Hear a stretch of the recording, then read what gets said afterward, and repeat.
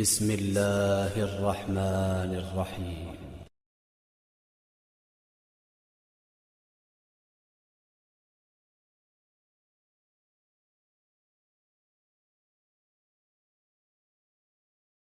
السلام عليكم ورحمة الله وبركاته.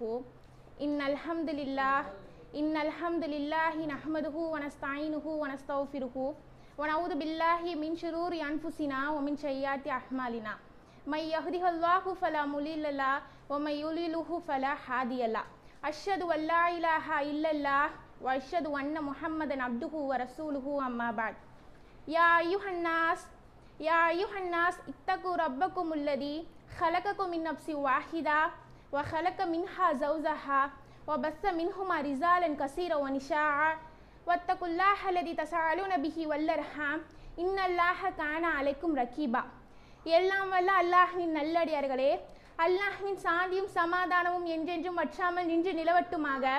மார்க்கத்தில் ஒன்றை புதிதாக ஏற்படுத்துபவை அனைத்தும் பிதுஅத் ஒவ்வொன்றும் வழிகேடு, அவ்வழிகேடு ஒவ்வொன்றும் நாளை நம்மை நரகில் கொண்டு போய் சேர்க்கும் என்று நபி ஸல்லல்லாஹு அலைஹி வஸல்லம் அவர்கள் ஒவ்வொரு உரையிலும் அச்சமூட்டி எச்சரித்ததை உங்கள் முன்னால் நினைவூட்டியவளார் என இந்த உரையை ஆரம்பம் செய்கின்றேன்.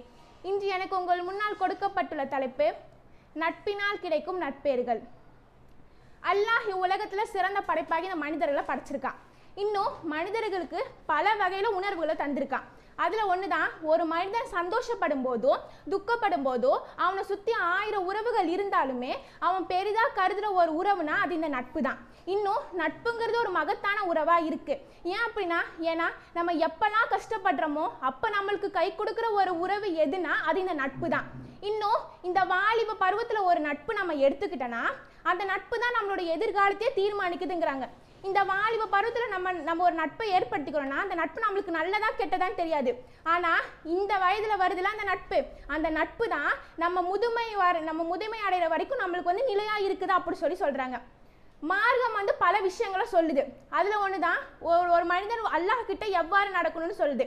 இன்னும் அதே மாதிரி பல விஷயங்களை சொல்லுது. ஒரு மனிதன் பிற மனிதன் கிட்ட எவ்வாறு நடக்கணும்னு மார்க்கம் சொல்லுது. அது போலதான் ஒரு மனிதன் பிற மனிதன் கிட்ட அணுகுமுறையில் இருக்கணும் அப்படிங்குது. அதாவது இப்போ நம்ம உற்ற நண்பனை வச்சுப்போம். நம்ம உற்ற நண்பன் கிட்ட நம்மளோட அணுகுமுறை மோசமாக இருந்துச்சுன்னா அந்த நண்பன் எவ்வளோ கஷ்டப்படுவான். அப்போ உற்ற நண்பன் கிட்டே நம்மளோட அணுகுமுறை மோசமாக இருந்துச்சுன்னா அறிமுகமே இல்லாத ஒருவர்கிட்ட நம்மளோட அணுகுமுறையானது மோசமாக இருந்துச்சுன்னா அவங்க எவ்வளோ கஷ்டப்படக்கூடியவராக இருப்பாங்க.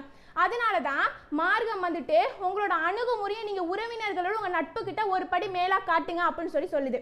இன்னும் ஒட்டுமொத்த சமுதாயத்திற்குமே முன்மாதிரியாக திகழ்கிற இருவரின் நட்பு தான் நபி ஸல்லல்லாஹு அலைஹி வஸல்லம் அவர்களின் நட்பும் அபூபக்கர் அலி அவர்களின் நட்பும்.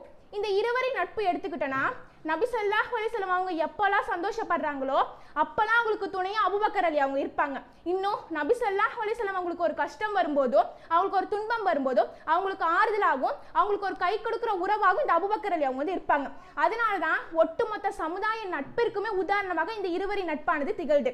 உதாரணத்துக்கு ஹிஜ்ரத் வரலாறு எடுத்துப்போம். இதில் சஹாபாக்கள் எல்லாமே ஹிஜ்ரத் செஞ்சு மதீனாக்கு போகிறாங்க.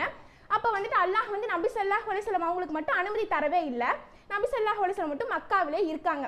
அப்போ அவங்களுக்கு துணையாக சஹாபாக்கள் எல்லாருமே போயிட்டாங்க. ஆனால் அபூபக்கர் அலி அவங்க மட்டும்தான் கூட இருக்காங்க. பின்பு அல்லாஹ் அவங்களுக்கு அனுமதி தந்துடுறான். அனுமதி தந்தக்கப்புறம் இருவரும் சேர்ந்து தன்னோட நட்பை வலுப்படுத்திட்டு மக்காவை நோக்கி புறப்படுறாங்க. மக்காவை நோக்கி போகிறாங்களா, இவங்க ஒரு பக்கம் மக்காவை நோக்கி போகிற அங்கே இறை மறுப்பாளர்கள் என்ன பண்ணுறாங்கன்னா, யார் அபூபக்கர் அலி அவங்களையும் நபி ஸல்லல்லாஹு அலைஹி வஸல்லம் அவங்களையும் பிடிச்சு கொண்டு வந்து தரீங்களோ அவங்களுக்கு நான் சிவப்பு ஒட்டகத்தை பரிசா தரேன் அப்படின்னு சொல்கிறாங்க. உடனே அங்கே மக்கள் எல்லாம் இவங்களை தேடிட்டு இருக்காங்க. அப்போ ஒரு மனிதர் அபூபக்கர் அலி அவங்க கிட்ட இந்த மனிதர் யாருன்னு அப்படின்னு நபி ஸல்லல்லாஹு அலைஹி வஸல்லம் அவங்க பற்றி கேட்குறாங்க. அதுக்கு ஒன்று அங்கே அபூபக்கர் அலி எவ்வாறு நடந்துக்கிட்டாங்கன்னா, தன் நண்பனை போட்டு தரவும் இல்லை, அதே சமயம் பொய் சொல்லவும் இல்லை. எவ்வாறு சொல்கிறாங்கன்னா, இவர் என்னோட வழிகாட்டி அப்படின்னு அந்த மனிதர்கிட்ட சொல்கிறாரு. உடனே அந்த மனிதர் என்ன நினச்சிக்கிட்டாருன்னா, இவர் தன்னோட பயண வழிகாட்டி அப்படின்னு நினச்சிக்கிட்டார். ஆனால் அபூபக்கர் அலி என்ன கருதி சொல்லியிருப்பார்னா, இவர் என்னோட வாழ்க்கை வழிகாட்டி அப்படின்னு சொல்லியிருப்பார். அப்போ இப்படிப்பட்ட நட்புங்கிறது ஒவ்வொருவருக்கும் அமைய வேண்டியதாக இருக்கும். நட்புங்கிறது வெறும் வார்த்தையில் மட்டும் இருக்கக்கூடாது, அது நம்ம வாழ்க்கையிலும் கிடைக்கக்கூடியதாக இருக்கும். இன்றைய காலத்தில் ஒரு மனிதர் ஒரு நண்பனை எவ்வாறு தேர்வு செய்கிறான், அவனோட அழகை பார்த்தோம், அவனோட கேரக்டரை பார்த்தோம், அவனோட ஆக்டிவிட்டியோட பார்த்தோம், இன்னும் அவனோட ஆடை ஒழுக்கங்களை பார்த்து தான் ஒரு நட்பை தேர்வு செய்யக்கூடியனா இருக்கான். ஆனால் இவ்வுலகத்தில் யார் ஒருவர் அல்லாஹ் காட்டி ஒருவரை நேசிக்கிறாரோ அல்லாஹ் அவரை நேசிக்கிறேன் அப்படின்னு சொல்கிறாங்க. அதை பற்றி சொல்லும்போது நபி ஸல்லல்லாஹு அலைஹி வஸல்லம் சொல்கிறாங்க, ஒரு மனிதன் வந்துட்டு தன் சகோதரனை பார்க்க போகிறாங்க. அப்படி பார்க்க போகும்போது அவரிடத்துல மாணவர் இறக்கி மாணவர் வந்து அந்த மனிதர்கிட்ட கேட்குறாரு, நீங்கள் எங்கே போகிறீங்க அப்படின்னு சொல்லி கேட்கும்போது அதுக்கு அந்த மனிதர் சொல்கிறாரு, நான் இந்த ஊரில் இருக்க என் சகோதரனை பார்க்க போகிறேன் அப்படின்னு சொல்கிறாங்க. அதுக்கு உடனே நபி ஸல்லல்லாஹு அலைஹி அதுக்கு உடனே அந்த மனிதன் வந்து சொல்கிறாரு, இந்த மனிதருக்கு நீங்கள் ஏதாவது தர வேண்டியது இருக்கா, நீங்கள் ஏதாவது கொடுக்கணுமா அப்படின்னு சொல்லி கேட்கும்போது அதுக்கு உடனே வந்துட்டு அந்த மனிதர் சொல்கிறாரு, இல்லை நான் வந்து அல்லாஹ்காண்டி உலகத்தில் அந்த மனிதரை நேசித்தேன் அப்படின்னு சொல்லும்போது வானவர் சொல்கிறாரு, இவ்வுலகத்தில் நீங்கள் யாருக்காண்டி அவரை நேசிச்சிங்களோ அப்பேற்பட்ட அல்லாஹ் உங்களை நேசிப்பான் அப்படின்னு சொல்கிறாங்க. அப்போ இது எப்பேற்பட்ட பாக்கியம், அப்போ அப்பேற்பட்ட பாக்கியம் ஒவ்வொருவருக்கும் கிடைக்கணும் தானே. இன்னும் இவ்வுலகத்தில் ஒரு மனிதன் நம்ம அல்லாஹ்காண்டி நேசிச்சோன்னா நம்ம நேசத்தை வந்து தெரிவிக்கக்கூடியவங்களா வந்து இருக்கணும். இதை பற்றி சொல்லும் போது நபி ஸல்லல்லாஹு அலைஹி வஸல்லம் அவங்க சபையில் ஒரு மனிதர் வந்து இருக்காரு. அப்போ ஒரு கூட்டத்தார் வந்து கடந்து போறாரு. கடந்து போகும்போது அந்த மனிதர் வந்து சொல்றாரு, இந்த கூட்டத்தில் இருக்க ஒருத்தரை நான் விரும்புறேன், அல்லாஹ்காண்டி நேசிக்கிறேன் அப்படி சொல்லும்போது நபி ஸல்லல்லாஹு அலைஹி வஸல்லம் அவங்க சொல்றாங்க, உங்க நேசத்தை நீங்க அவர்கிட்ட தெரிவிச்சிங்களா அப்படி சொல்லி கேட்கும்போது இல்லை அப்படின்னு சொல்லி இந்த மனிதர் சொல்றாரு. அப்ப நபி ஸல்லல்லாஹு அலைஹி வஸல்லம் அவங்க சொல்றாங்க, நீங்க உங்க நேசத்தை போய் அவர்கிட்ட தெரிவிங்க அப்படி சொல்றாங்க. உடனே அந்த மனிதரும் போயிட்டு அல்லாஹ் மீது ஆணையாக அல்லாஹ்காண்டி உங்களை நான் நேசிக்கிறேன் அப்படி சொன்னதும் அந்த மனிதரும் சொல்றாங்க, யாருக்காண்டி நீங்க என்னை நேசிக்கிறீங்களோ அல்லாஹ் மீது ஆணையாக அல்லாஹ்காண்டி நானும் உங்களை நேசிக்கிறேன் அப்படிங்கிறாங்க. அப்ப இவ்வுலகத்துல நம்ம ஒருவரை நேசிக்கணும், அல்லாஹ்காண்டி முதல்ல நம்ம அவங்களை நேசிக்கணும். பின்பு நம்ம நேசிச்சோன்னா நம்ம நேசத்தை அவங்க கிட்ட தெளிவுபடுத்தக்கூடியவங்களா இருக்கணும். இன்னும் உலகத்துல ஒரு நல்ல நண்பனை எடுத்துக்கிட்டோன்னா அந்த நண்பன் நான் மட்டும் நன்மையை சேர்த்துக்கணும்னு இல்லாம தன் நண்பனையும் சேர்த்து நன்மையான பக்கம் அழைச்சிட்டு போகணும்னு சொல்லி நாடுமா. இப்போ உதாரணத்துக்கு மக்ரிப் பாங்க் சொல்லிட்டாங்க, ஒருத்தன் தீமையான செயல இருக்கானா அவன் என்ன சொல்லுவான், பாங்க் சொல்லிட்டாங்களே வாடா தொலை போலான்னு அவன் மட்டும் அந்த நன்மையை அடைச்சிக்க மாட்டான், தன் நண்பனையும் சேர்த்து அந்த நன்மையின் பக்கம் அழைச்சிட்டு போவான். இப்போ உதாரணத்துக்கு இந்த ஒரு சம்பவத்தை எடுத்துக்கிட்டோன்னா மூன்று நண்பர்கள் இவங்க வந்து என்ன பண்றாங்கன்னா ரமலான் மாதத்துல ஏழைகள் எல்லாத்துக்குமே வந்து சோறாக்கி தர்மம் பண்றாங்க. இவங்க வந்து இது எதற்காக பண்ணாங்கன்னா மக்கள் பார்க்கணும், மக்கள் போற்றணும்னு நினைச்சு இந்த மூன்று நண்பர்கள் வந்து இந்த செயலை செய்யல. இவங்க வந்து அல்லாஹ்வின் திருப்தியை நாடியும் அல்லாஹ்வின் நன்மையை எதிர்பார்த்து தான் இந்த மூன்று நண்பர்கள் வந்து இந்த செயலை வந்து செஞ்சாங்க. அப்போ இவ்வுலகத்துல ஒரு நல்ல நண்பனை நம்ம நட்பு கொண்டனா இவ்வுலகத்திலையும் அந்த நண்பன் மூலமா நம்மளுக்கு வந்து வெற்றி கிடைக்கும், நாளை மறுமையிலும் அந்த நண்பன் மூலமா நம்மளுக்கு வந்து வெற்றி கிடைக்கும்.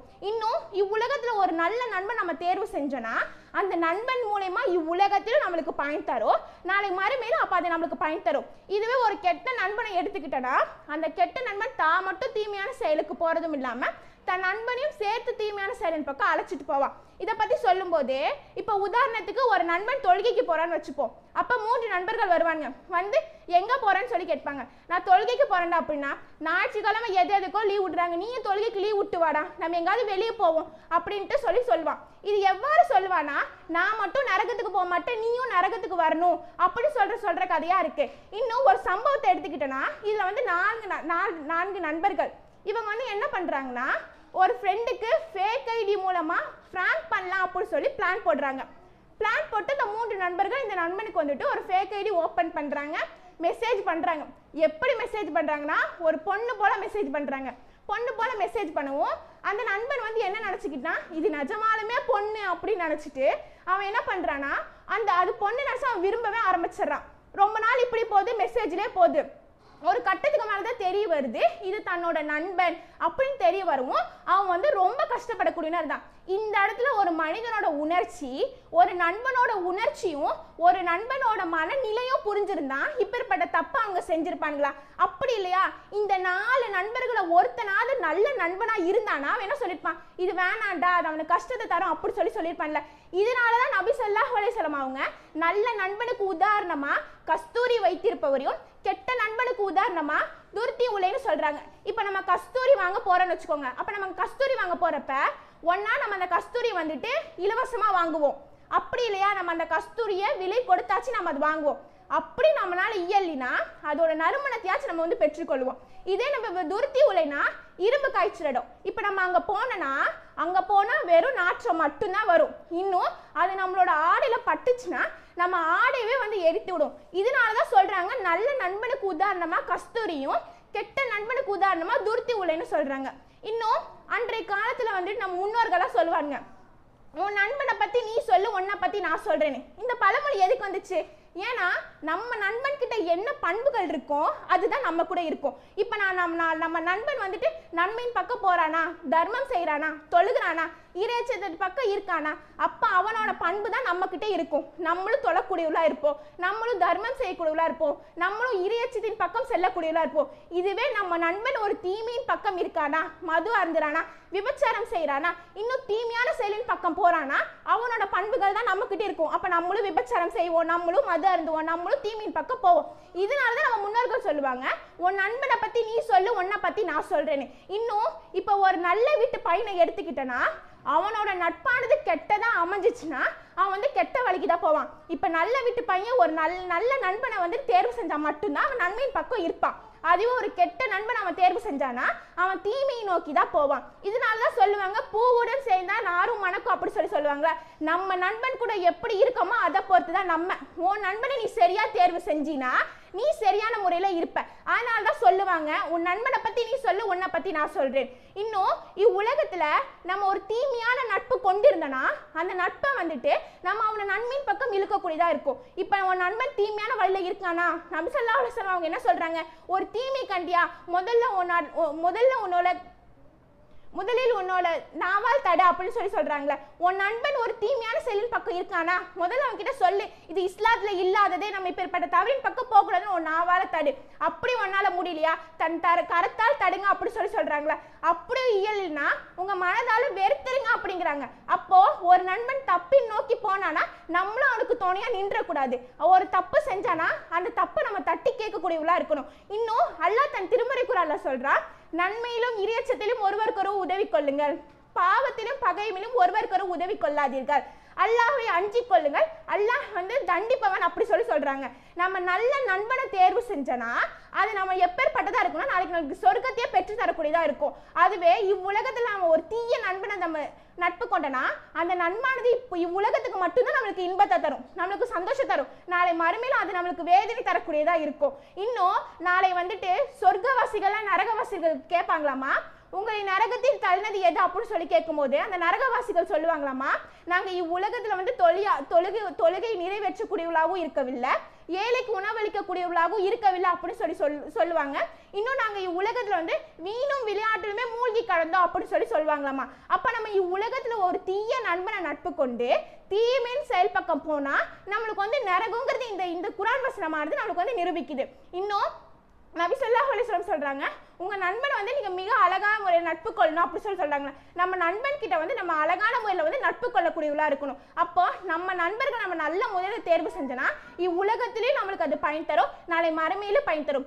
எனவே இன்ஷா அல்லாஹ் இனி வரக்கூடிய காலத்துல நல்ல நண்பர்களை நம்ம ஒவ்வொருவரும் தேர்வு செய்து கொள்ளக்கூடியவளா இருக்கணும்.